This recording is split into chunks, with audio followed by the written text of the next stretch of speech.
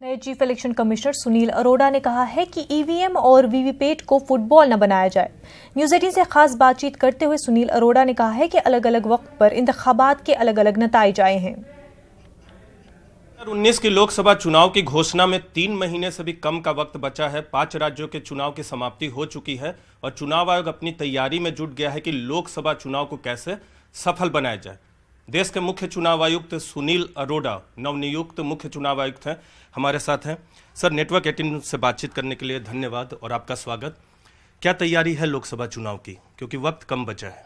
जो ये लोकसभा है वो 3/6/2019 को इसकी समय अवधि खत्म हो रही है, तो उससे पहले चुनाव कराने हैं।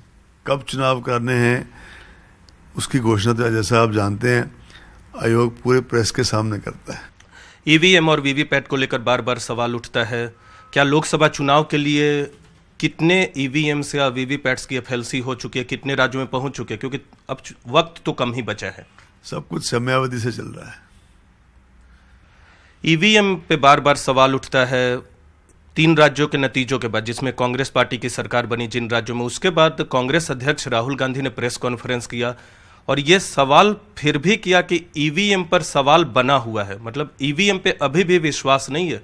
लेकिन ईवीएम वीवीपैट का एट द सेम टाइम मैं बड़ा विनम्रता से निवेदन कर भी रहा हूँ, करना भी चाहता हूँ और करूँगा भी कि हम ईवीएम वीवीपैट को फुटबॉल ना बनाएं।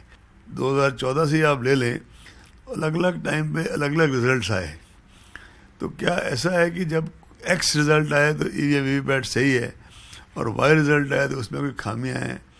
ऐसा तो नहीं हो सकता ना। तो ईवीएम्स के ऊपर बार बार क्या कहा जाता है उसको तो मैं नहीं रोक सकता, मैं रोकने का अधिकार भी नहीं है।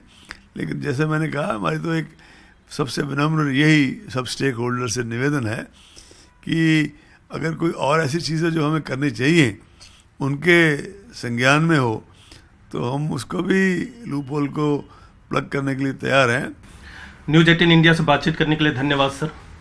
तो ये थे मुख्य चुनाव आयुक्त सुनील अरोड़ा। लोकसभा चुनाव की तैयारियां चल रही हैं, जब तैयारी पूरी होगी तो मीडिया के सामने चुनाव की घोषणा अगले साल होगी, लेकिन अगले 3 महीने से पहले ही चुनाव की घोषणा होने की उम्मीद है, क्योंकि पिछले बार यानी 2014 में 4 मार्च को लोकसभा चुनाव की घोषणा हुई थी और मल्टी फेज में ही चुनाव होगा। कैमरा पर्सन नसीब सिंह के साथ नीरज कुमार, न्यूज़ 18 इंडिया, दिल्ली।